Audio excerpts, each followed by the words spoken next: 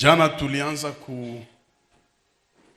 kuzungumza juu ya des choses inaweza kuchanger maisha ya mtu.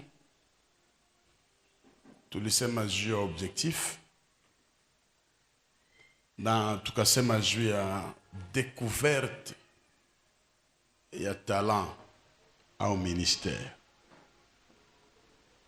Waingereza wao wanaita objectif focus. Focus ni kitu ambacho unalenga. Unajua hata kama nikizunguka huku nalenga kile kitu. Na tukasema pointi kubwa, ukipoteza objectif yako unaweza kuwa victime ya mtu mwenye hana objectif. Objectif ya Jean-Baptiste ilikuwa Yesu, lakini akapoteza objectif yake, akajikuta anaanza ingia kwa mambo ya mariage ya watu, bakamtia mu prison. Na kulikuwa fie moya iko na cheza mufete, naye hana objectif. Ikatokea wakati wanamwambia wampatie nini juu hana objectif, mama yake akamwempoze kichwa ya Jean-Baptiste, na Jean-Baptiste akapotea. Historia yake ilishia pale.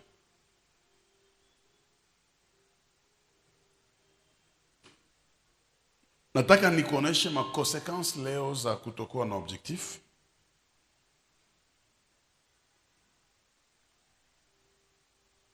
Karibuni 4 kabla niingie mu ujumbe yangu. Kila siku mtu mwenye hana objectif, kuvunjika moyo inakuwaka mingi ndani yake kushinda motivation ya kuendelea. Ça c'est la première des choses. Wakati yenye una objectif mkitu, unaweza vunjika moyo haraka sana kushinda motivation ya kuendelea, parce que hauna objectif. Me ukijua tu kama niko na malengo hapa, hata vitokee vikwazo vya aina gani, ni kweli nafikia kipindi una moyo unapata shida, lakini motivation ya kuavancer ni nyingi zaidi.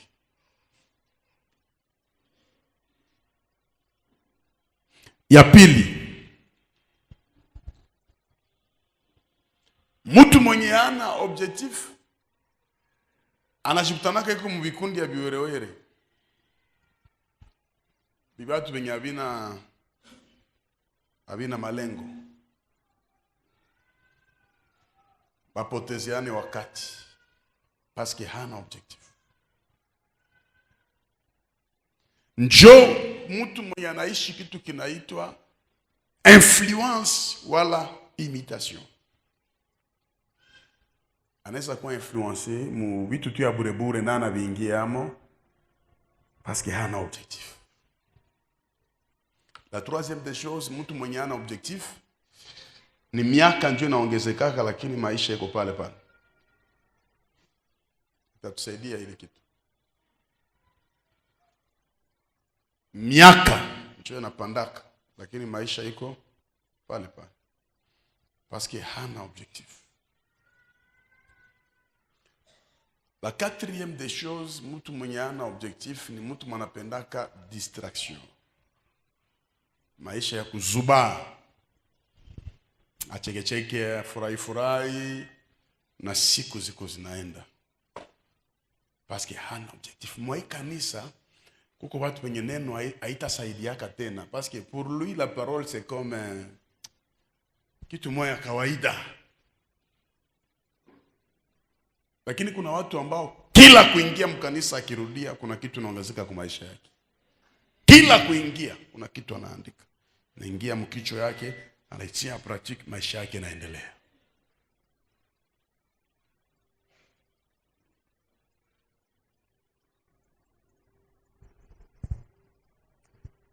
wana wa manabii walikaa pahali padogo, na walikuwa wanapafurahia tu. Elisha alipofika,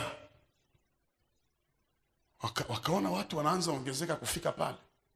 Ndio wakamwambia Elisha, mahali tunapokaa ni padogo, turuhusu twende tukate miti. Hawa hawako washirika wa kanisa, c'était le fils de prophète, wana wa manabii. Na uangalie mzuri, hawa wana wa manabii ni baene ya Elize. Manake wao walianza mambo ya unabii na Elisha ya kuwaka. Elisha angali anachunga mangombe. Wao ni wana wa manabii. Lakini wakati roho ya Elia ilishuka juu ya Elisha, hawa wakatabiri wakasema, tunaona roho ya baba yetu iko juu yako mara pili. Wakasema sasa tunajiunga na wewe, tunatembea nyuma yako. Elisha anakuja nyuma, lakini kwa sababu roho ya baba iko juu yake. Kwa tafsiri nyingine, mchungaji akiweka mtu kwa cheo fulani, sasa wewe unapiga ule mtu, unapinga mchungaji. Eske naeleweka vizuri? Hawakubali Elisha kwa sababu Elisha ana upako, kwa sababu Elisha wanamkubali kwa sababu roho ya nani? Ya baba iko juu yake.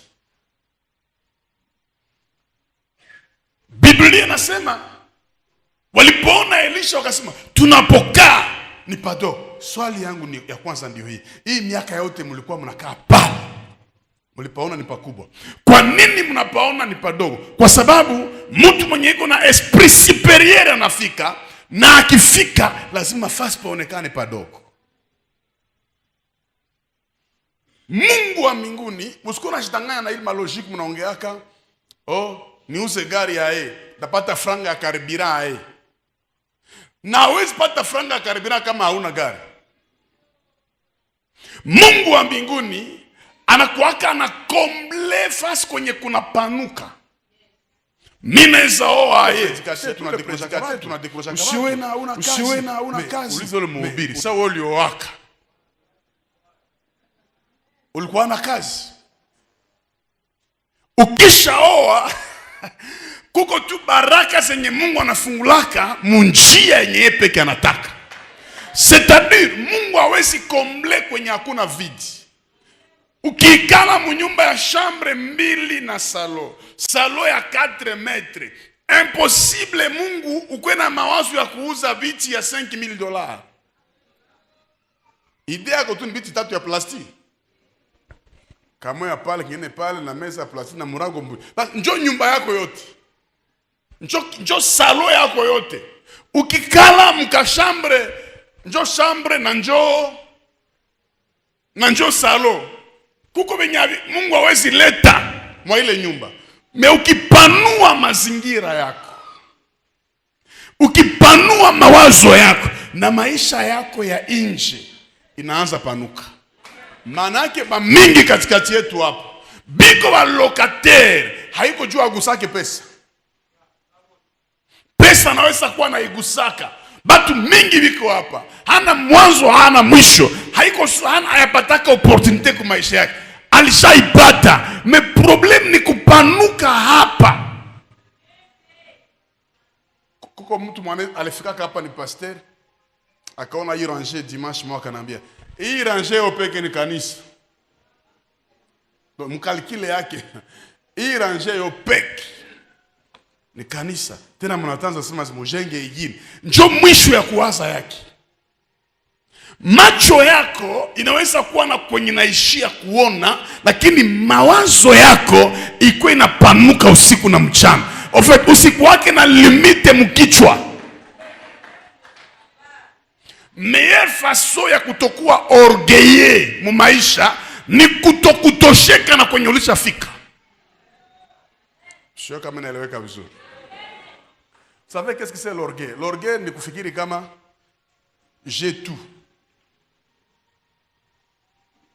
Na mimi naweza yote. Ni wakati ungali na roho ya kujua hapa kwenye niko chini. Niko na chuchumia yaliyo mbele yangu. Na baraka itakuwa naongezeka usiku na mchana. Ambia mwenzako ukipanuka Mungu atapanua maisha yako.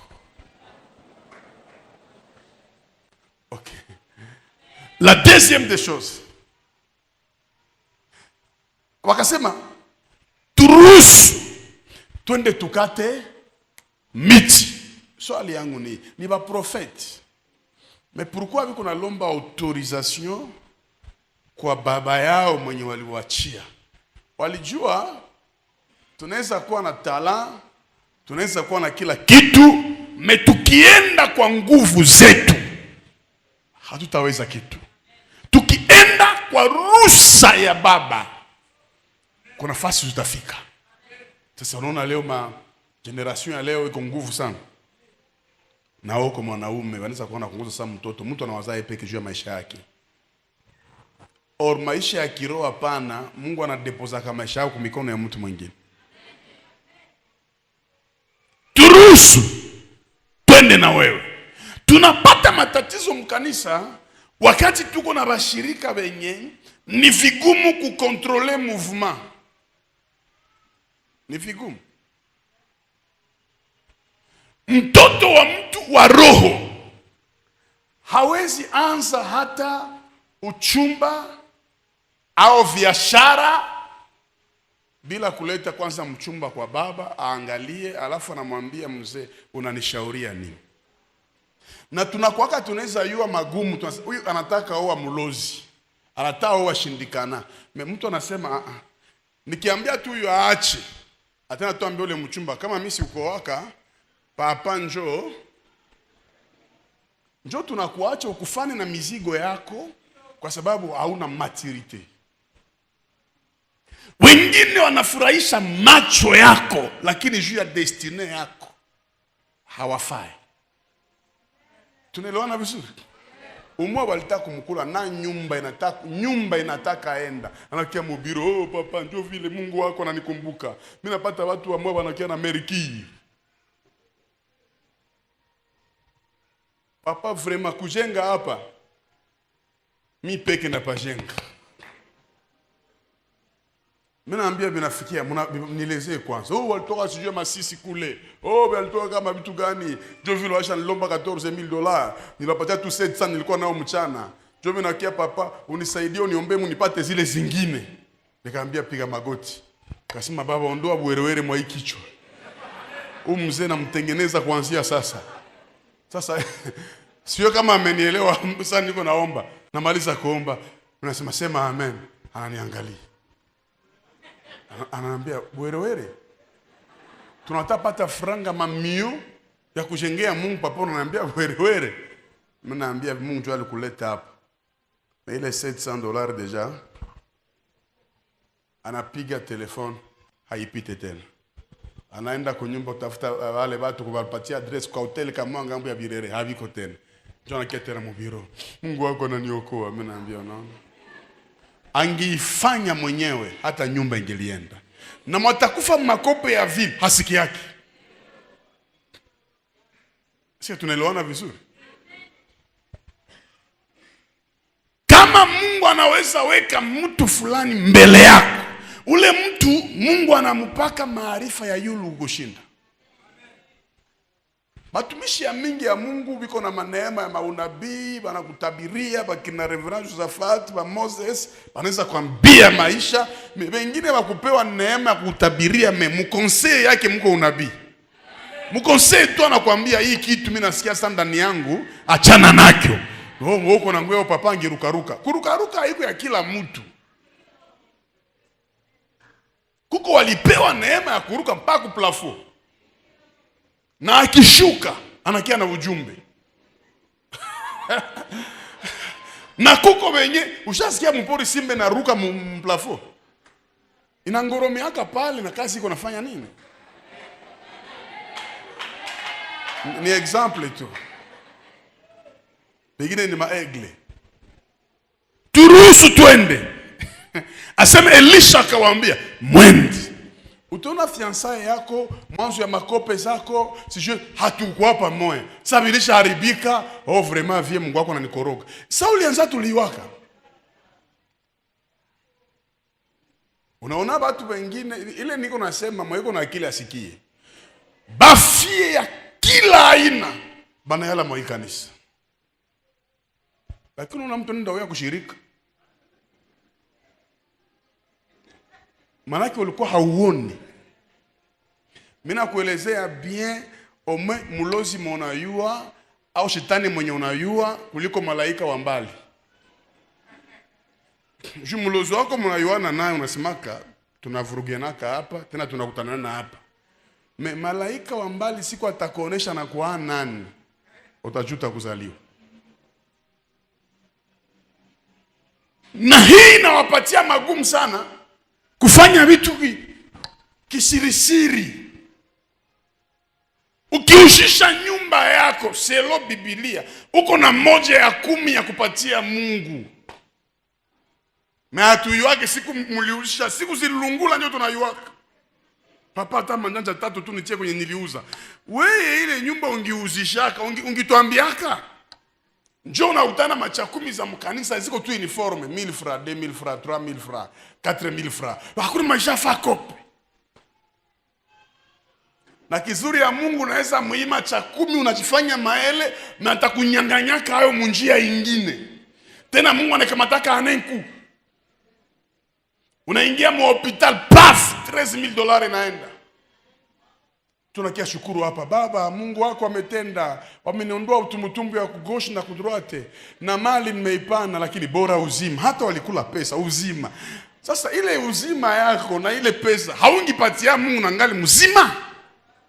Na ungali mzima. Mmoja akaambia wana wa manabii, kuambia mzee aturuhusu kwenda haina maana sana. Lakini mimi tunatambia mzee, tunamsiplie twende na mzee. La première proposition c'était une demande d'autorisation. Unaturuhusu twende? Ndio. Wa pili akasema hapana. Kuturuhusu kwenda haina maana sana. Lakini mzee twende na wewe. C'est très profond. Na Elisha akawaambia, kama nyinyi mnaniambia niwaruhusu kwenda, mnaweza enda. Lakini saa mwingine anasema twende pamoja. Elisha akasema twende pamoja. Kuko kulomba mtu ruhusa na kuko kushirikisha mtu mubyako. Nous avons des filles moi kanisa waliolewa makishasa.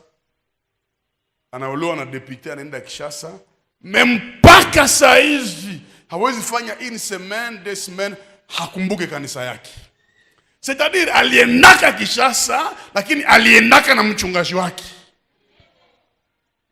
Tunaelewana? Ile niwaambia hata unatoka hapo unaenda Amerika, unaingia mkanisa Amerika, cha 10 yako hautaipana kuli. Sio tunaelewana vizuri pale. Cha 10 yako narudisha kwa baba yako, unasema mzee nimetuma kule 1/10. Njoo mtu maiko na akili. Mbia msao kulomba ruhusa haitoshi. Lakini kutembea naye. Mwanamke wa ndoa hawezi toka kunyumba bila kuambia bwanake kwenye alienda. Ile ni ya kwanza. Mbona nakosa ya kutawalana? Ndio ni kutawalana, nyumba ni kutawalana. Kuko tu mwanalaka mbele na huko wakulala nyuma. Na mundoa zote nafikiri za wanaume. Ifo mwanaume akwe wapi? Akose mwanaume inapti tu wanaogopa mbele. Unatatoka, oh sheri naenda kuchoo, mwambie. Naenda kusoko, mwambie. Ni etape ya kwanza ya fidelite. Etape ya pili, haiko tu kumlomba ruhusa mekwenda naye.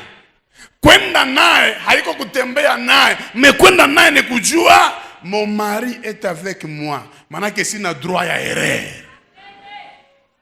C'est-à-dire ni kusentir présence yake mu absence yake. Niko naeleweka? Meuko tu na mke wa kivoyage, ile tu kuvuka Gisenyi.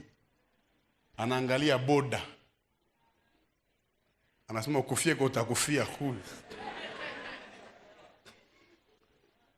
Na hawa ndio wanaleta laana ndani ya ndoa. Parce que une femme infidèle, c'est une porte de malédiction ndani ya mariage. Kulaga ni sawa, mekwenda naye. Mtafsiri nyingine haiko baba tu wa kiroho, haiko tu bwana. Kila kile utafanyaka mdunia, lomba Mungu autorisation. Na baada ya kumlomba autorisation, mwambie usiniache, twende pamoja na wewe. Sio kama naleweka vizuri. Njoo vile, nashukuru Mungu nilimwomba, Bwana akaniambia nianze kazi. Kukwambia uanze kazi haina maana.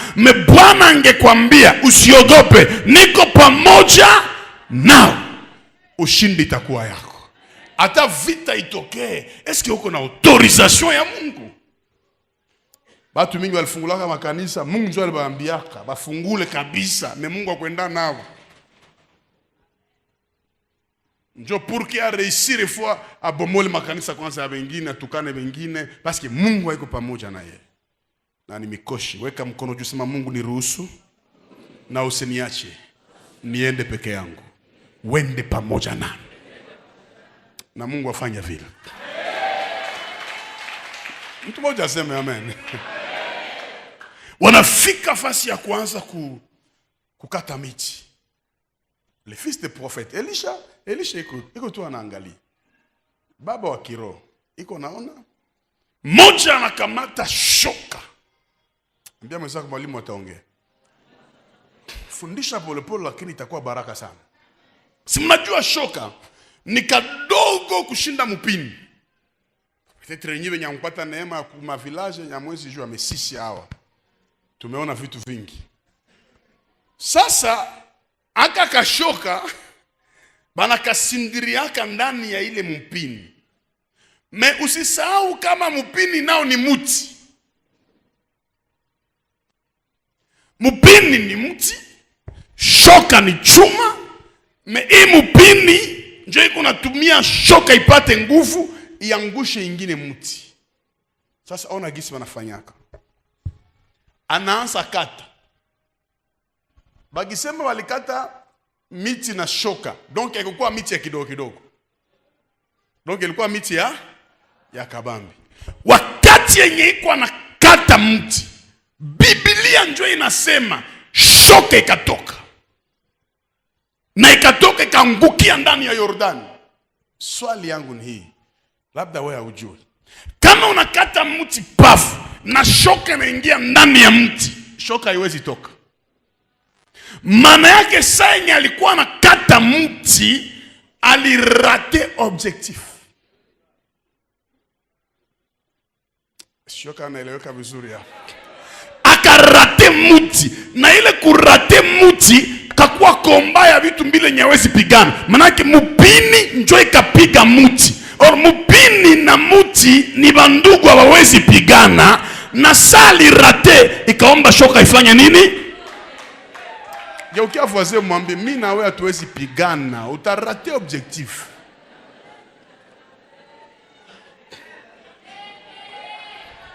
Est-ce que mwalimu uko naeleweka vizuri hapa? Kuliko mpigana na balozi, kuliko mpige ba Freemason ba Rosicroix, inakuwa Mkristo kumkristo vita. Mtapoteza Roho Mtakatifu. Mtapoteza kipawa cha Mungu. Kwani Biblia inasema kuna shoka imewekwa kwenye mashina. Na maandiko nasema chuma inanoa chuma. Kipawa ya Mungu ndani yako ni chuma. Ukianza rate objectif uanze atake wengine, kipawa inatokaka. Eske niko naeleweka vizuri? Ingelikuwa shoka iliingia paf mwa ile mti, na waambia shoka haingelitoka. Mesali rate, shoka ikatoka. C'est-à-dire tukirate ma objectif yetu maisha, tunapoteza kitu ya maana. Ça c'est la première conséquence. Ok. Nyie benye mnapendanaka munitege masikio. Objectif ya kwanza ya Samson. Samson alipenda mwanamke moya kuba Philistin. Et c'était une très belle femme. Samson akaanza zoea kuwa Philistine. Usiku na mchana anaenda kuwa Philistine. Na familia ikajua bie kama Samson iko na fiancé kuwa Philistine. Kafikia kipindi yenye familia fia nekala nasema hatuwezi patia kigushu fie wetu.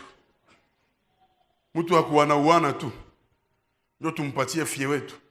Acha tuoeshe fie wetu aende fasi ingine. Amjawahi shoma pale? Haiko Delila njo première fiancé wa Samson. Samson alikuwa kana fiancé moya tu mu maisha yake, me akakuwa na mambaraga ba mingi na ile kamfanya vitu vinaharibika. Unaosha kuwa na mambaraga ba mingi hauwezi kuwa na control. Mwata utobola macho, mwingine mapua, na unakufa mbele ya wakati. Sasa pale Timna aseme huyu mwanamke alikuwa mrembo, tena Samson akampenda. Na maandiko nasema jamaa yake kashiopose kambia Samson hawezi oa ufie Mfilistini, lakini aseme ilikuwa kusudi la Mungu. Maana objectif ya Samson mulikuwa volonté ya Mungu. Diable akajua okay, kumwatake kumtobola macho haina maana, kumunyola kichwa haina maana, tumutoshi yako huyu mwanamke, tumubandule yako huyu mwanamke. Ukifata Biblia renyu zikafanyika za hatari mpaka ikafikia kipindi yenye bananyanganya Samson mwanamke mwingine njo anaoa ule mwanamke. Kolere kapata Samson. Samson akowaka tena. Samson akalunguza ile mugini na maimbo, akachoma, akaua na alisha dote. Samson alisha dote mwanamke, me banamkula ae. Siayua kama Samson alikuwa anayua ongea, siayua kama alikuwa makali, siayua ilikuwa kana namna gani. Kukula Samson mwanamke njo maisha ya Samson ikaharibika. C'est-à-dire kuko mwanamke ukipoteza mu maisha yako naharibika. Kuko objectif yenye ukipoteza mu maisha yako unapoteza kitu ya maana. Kuko bwana mwenye ukipoteza maisha yako unakuwa kiwerewere mwenye utaponaka. Vous savez, il y a des relations protection. Inakuproteger na mambo mingi sana. Ukiingia mJehova Nisi na uko na objectif ya kutafuta Mungu, kisha unapoteza ile objectif, unakuwa mukala atalako kusemana, kutukanana, uingie mwa hiki kundi utukane, uingie mwa hii paski hauna nini objective. Sheka mimi naeleweka. Sona gisi mimi navaa. Mimi maliza kupreshi mwanzo mpaka mwisho. Na ndafika mu bureau na kuna mtu tauliza, papa alikuwa anavala aye. Yesu. Sikumbuke parole ilikuwa utamu. Mimi nasema bongo. No, yeye akuyua hata kama papa. Yeye tu ni butamu ya. Me kuna mtu mwingine sanya huko na pressure ashanzia ukiatu. Hakuna pratico. Anapanda yule hakurepase. Anapanda hakuna concordance. Saya kutoka na mshauri. Shauria tate yako. Shie tunayua maisha yetu. Ambia tu ndugu yako fatana na maisha yako. Usiingie mwangu. Kuko batu mwa kanisa wenye anaikala na mtu panda 5 menajina yake ya yuwaka. Parce que hangaike na maisha ya mwingine. Yeye anayatu kama oui c'est le frère de l'église mais mimi niko pale juu ya maisha yangu ionekane. Me ukikosa objectif mwa kanisa batakuzika hapa. Est-ce que mwalimu kunaeleweka vizuri? Na hicho magumu. faites attention, même dans une relation, même dans un mariage ou dans une église, kukwazana kidogo biishe. Uyole mtu ni kiwerewere. Biishe hai. Fuyo kidogo, mimi nataka enda tuachane. Unagonjwa.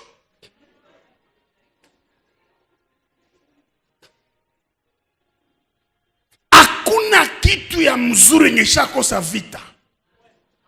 Hakuna. Mais malgré vita, kuko benye abiezi isha. Ni kupambana. Mtu aisha kupenda fiancé, mnapendana naye bien, kafio kidogo. Bon, je pense qu'on peut arrêter. Arrêter à nani? Na huko bagarso babaya. Kasha kuzia montre. Sonata mwambia on peut arrêter. Anakuambia ukikatala nyongolo. Katala migulu ya nyongolo, tia saa yangu hapo. Kuko baba ana exagere, na ile franga ku restaurant nilipaka ile siku. Ambia mwenzako abaachake vyote. Tanielewa vizuri fasi niko nakupeleka. Weka mkono tusema Jehova Jehova. Nisaidie. Nisipotezake objectif yangu. Kote kwenye ndafika malengo yangu itabadilisha maisha yangu. Nipe amen vizuri.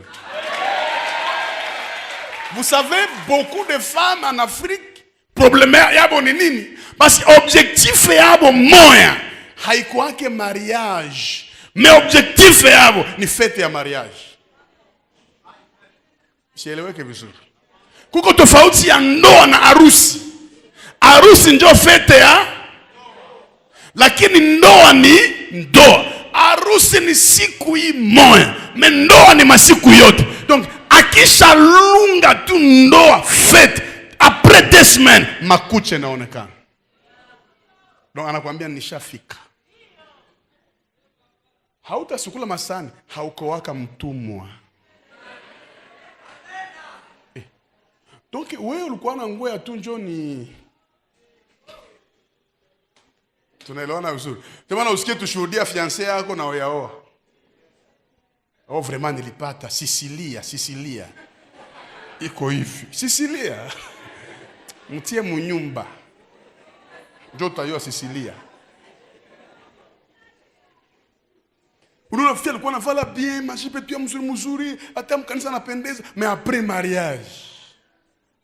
Unaona ile bora usagia mule. Anapita na lukanzu la vile mbele yako. Mzimu ya wapi?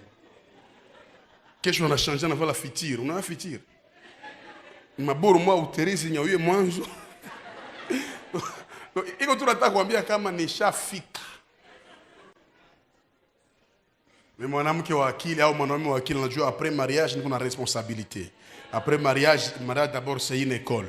Il faut nifike mule nifurahishe kutimiza maono yote ya bwana yangu. Kuko mwanamke après culte anakuambia programme ilikuwa hivi, na sentir que ça c'est ça la tête. Motora mwingine culte ilikuwa ya ça. Aha, basi inakuwa kai. Inakuwa tu vile. Nani alihubiri? Alihubiri asa kulalamika tu. Alisoma wapi ase Biblia? On a sentir que mon peuple périt. Jambo la pili kubwa, nitege masikio aposipoteze objectif yako. Shetani ipo tayari atakupatie pesa juu upoteze malengo yako. Ba mingi washawakia na succès, mais objectif inapotea. Succès ndio inabakia. Kanisa tulikuwa plein, mais objectif yetu ni uzima wa milele. Objectif yetu ni kuona mbinguni siku moja. Objectif yetu, donc ukikia mkazi ya Mungu, il faut mtafundisha mwa hii semana. Il faut kujua nini ndio objectif mwa hivi vyote. C'est quoi l'objectif? Dans tout ça, on cherche quoi? Parce kama ni nyumba unaweza ipata na uingia hata mkanisa. Il y a même des païens wenye baombaki. Mimi kuna manyumba, kuna magari. Maana nikikuya mkanisa manake ifo nipate venye dunia haiwezi nipatia. Tunaelewana vizuri? Mesikia analalamika anasema, "Ole wangu baba kwa sababu ni ya kukopa. Shoka ni ya kukopa." Akaanza lia. Heureusement Élisée était présent. Ukitembea na baba yako wa kiroho kwenye wewe unalia, faraja na kuwaka pale. Élisée alikuwa pale. Akamuuliza kilianguka. Badada wenye mko hapa hamuyaolewa, munisikilize. Age haiko obstacle. Usiolewe na mtu mwenye unaweza kutana muyeye hamuna utimilifu ya objektifu zako. Bakaka wenye mko hapa mujao, usipime kuoa mwili, oa kichwa. Mwanamke ni samaki, na butamu ya samaki iko wapi? Sisemi utafute mtu wa kichwa kabambi vile mnasikiaka mtu mbaya. Kutana mtu mwenye ukikutanana naye malengo yako. Mtu mwenye anaweza kuambia ici on fait comme ça. Hapa tunafanya hivi. Hapa tunapita hivi. Unaona kama ni msaidizi mwenye anakufikisha kwenye uko naenda. Sasa wewe kishakomala, niko na 34, 35 de bientôt 38, kifo yangu inafika. Mahubiri ya masaa isitume unaribisha maisha yako. Kwa sababu na kiaka ubiri hapa na Mungu alinipatia message ya revolution juu ya mtu huyu moya tu ndio ile ujumbe ilikuwa. Na il faut le mtu a exécuter message maisha yake barikiwe. Na unapenda uimite? Eske ni ujumbe yako? Sio kama unaeleweka vizuri. Fie wa 34 hapa mnamuita Kesheni. Fika Kishasa wa 42 ans. Jina yake baby, niko nafanya hivi. Naza nano mwana. Mwana 42 ans. Na utakia shangala sema alifa mariage ya heshima. Na masala na naendelea. Donc mumaisha mimi sione kama competition na kwaka. Nishawaambia siku moja, hakuna siku ushatoka kunyumba unatembea hivi. Ishafika. Akose nonyo tanza. Mwanzo mpa mwisho. Akose Moses nyo nafafi. Kila utoa kunyumba kuna kwa watu mgulu moya mbele. Mesa mutafika, yote itafika. Mumaisha acha wengine waende kuya nyuma yao, mesa kufika, ni pote mutafika. Kuko mwenye alilunga mbele yako, unasala mbele yake. Kumanzala mbele yako, unuza nyumba mbele yake. Eske haiwezekana ile? Kuko mwenye aliuza nyumba ambao mbele yako, unauza material mbele yake.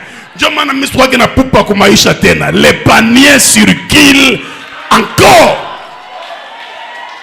Kama ni turu yako, ni turu yako. Menami yangu ikifika, itafika. Paske miguu yote mbili iko komande na mwili. Vile tuko mkoro di Kriste, hata mwenzako akuwe mbele, na wewe kuna siku utafikaka tu. Nipe amen zaidi hapa. Kilianguka wapi? Akasema kuja uone Jordan. Uliza voisin au voisine, objectif yako iliangukiaka wapi? En fait, nous sommes dans un pays yenye tuko mwinchi yenye haikupatie bahati ya kutimiza mandoto zako. Unaweza shtuka unasoma medicine yote unamaliza mekazi unakosa. Unageuka gwado. Ulijikaza kufanya lisansi yako ya histoire, unajikutana vitu vinakataa unakuwa kaka security.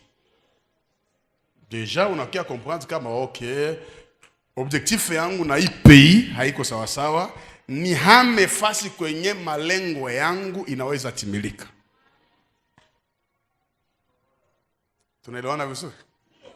You can have a big dream, very great, ndoto kubwa, lakini mazingira ambayo unaishi haina utimilifu ya objective yenye unakuwaka nayo. Sometimes is better to shift. Kuna wakati lazima uhame, ufike kwenye ndoto zako. Kuko makartie yenyewe uliko malaka amo wanajua historia yako yote, naye ya bongo naye ya kweli. Hata unataka chumbilo wanasema unataka chumbia ule iko hivi na hivi na hivi na hivi. Kuolewa yako tena wewe haiko pagala mafuta ya kuangarisha sana. Unaweza tu hamia pale chini kwenye ujulikane. Unaweza fuma mwele semeni na unaenda mwele semeni. Mtu mwenye iko na akili hapotezake wakati. Unajua tu kama bitu angalia, unaweza changer adresse zote kubaisha hapana ya kanisa. Paske ni Mungu alikupatia naye. Me ikifikia kipindi unaangalia Goma bitu binakatala. Yesu yepeka anasema Biblia, wakiwakataa mwa hii muji, mwende muji ingine. Manake kuna miji na bebaka baraka ya mtu. Mbele tumalize hii program, Mungu atarevele zone prophétique ya. Nani kona amen zaidi hapa? Sasa c'est un exemple ni kama couple kwa hapa. Mimi siwezi toka hapa nende nikale Kampala. Ase niko refugee. Kama ni dossier ya refugee, ifunguliwe kule, mimi nabakia, mimi sina ile dossier na sitakuwa nayo. Sitakimbiaka sasa refugee. Ile inaikatala kwa jina la Yesu. Kongo ni nchi yetu na baraka tutakula ya hii nchi. Kuko watu panda 5, 6, 7, 8 ans iko mukambi. Senye iko mukambi anaarete ndoto zote za maisha yake. Wenye walibakiaka huku nyuma, manyumba zinauziwa, mabusiness inafanyika. Mumaisha usiitosheke na kushiba na kunenepa, uangalie baada ya kukula nilifanya nini ya maana. Sikia niko naeleweka vizuri. Ni pale katika maisha ya kiroho na ya kimwili uko najua ni tere gani inaweza kuvalorize kenye Mungu alikupatia. Tere gani? Kulikuwa pechuma kusayuni Bukavu anaimbaka sana. Ule betishi na Landry. Me anaimbaka kwa kizungu. Akianza tuimba hapa ni kwa kizungu.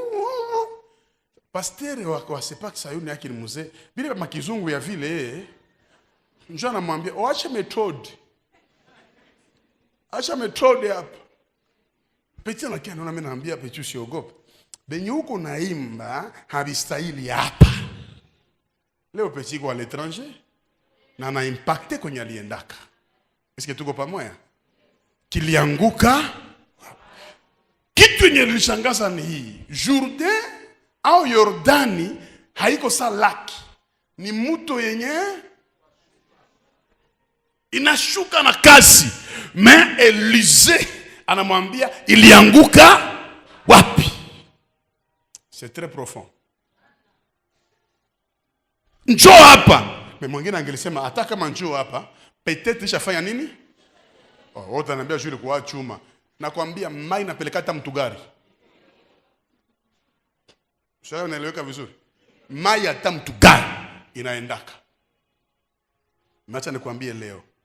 Objectif yako iko kilo kushinda vitesse ya mai. Ukijua tu kwenye liangukiaka, tena c'est possible.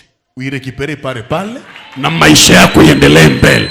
Karama yako, neema yako, talent yako, valeur yako, beauté yako, onction yako iko kilo kushinda vitesse ya dunia hii. Ukijua tu kwenye liangushi yako, Mungu atakurudia tena nao leo na maisha yako iendelee. Na mimi naitangaza kwa hii madhabahu, kila maisha poteza objectif yake imurudilie mara 7 zaidi ya kawaida. Nipe amen mara 3. Nipe amen mara 3. Niko natangaza zaidi ya kipekee.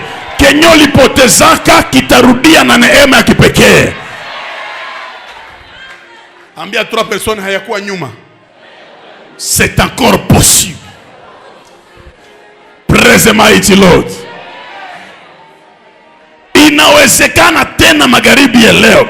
Vile tuko mwa hii kisima ya Jehova Nisi. Iwe ndoa yako, iwe nyota yako, iwe baraka yako, iwe neema yako, iwe miujiza yako. Vile tu ngali mzima, Mungu ataileta na itakuja na nguvu zaidi kisi ilikuwa mbele.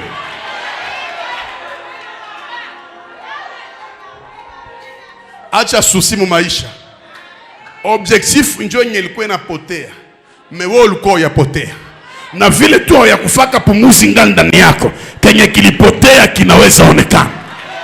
Nasema kinaweza onekana. Ile ndoto yako ya kupostile Mkongo, usiipoteze. Usiangalie sina mwanzo sina mwisho. Ile programu yako ya mariage usiipoteze. Même si hauna chochote, tembea na hii neno mimi nakupatia magharibi ya leo. Hii neno utajenga nao manyumba. Hii neno utaanza nao business ya heshima. Hii neno utaalisha stade huko na hubiri habari njema. Par l'évangile. Ambia 3 personnes, objectif yangu iko kilo kushinda vitesse ya mai. Vitesse ya dunia hii, majaribu ya dunia hii haiwezi kutikisa, kwa sababu Bwana ni pamoja na wewe. Hata viinuke vikwazo haviwezi tikisa mtu mwenye iko na objectif. Labda mnielewe. Nimalize niseme hivi. Mwili ya mwanadamu parti gani ya kilo zaidi? No, sema ça dépend. Hakuna mtu anatumbu yapata hapa. Hakuna mtu mwenye vikalioni yapata pale. Sio una tena mbia kichwa. Sema ça dépend. Okay, mais sieleweka vizuri. Sio kama nifungule au niache. Sio kama nifungule au niache. Kuko watu wenye tumbo njo kilo. Begine haiko tumbo me mzigo ya kichwa. Begine haiko kichwa me siseme kitu. Mais en réalité partie ya kwanza ya kilo kwa maisha ya mwanadamu ni ngumi. Fanya hivi. Nasema nini? Au nielewe. Paul anasema hivi, siko napiga ngumi kama naipiga hewa. Niko napiga ngumi na precision. Vous savez pourquoi? Parce que ngumi ukipiga na nguvu, kisha unaswata mwenye ulikuwa unaipiga, inakunyangulaka na wewe unaenda. Donc objectif yako iko kilo kushinda maisha yako wewe. Oh my God, oh my God. Sio kama niko naeleweka vizuri. Eti objectif yako ikireusir, kote kwenye utafika, utareusir. Maintenant, dans chaque chose utafanyaka, il faut que unajua objectif yangu ni. Mimi nataoa sawa, nataoa juu ya nini? Objectif yako ni nini? Niko mjehova ni si sawa. Objectif yako ni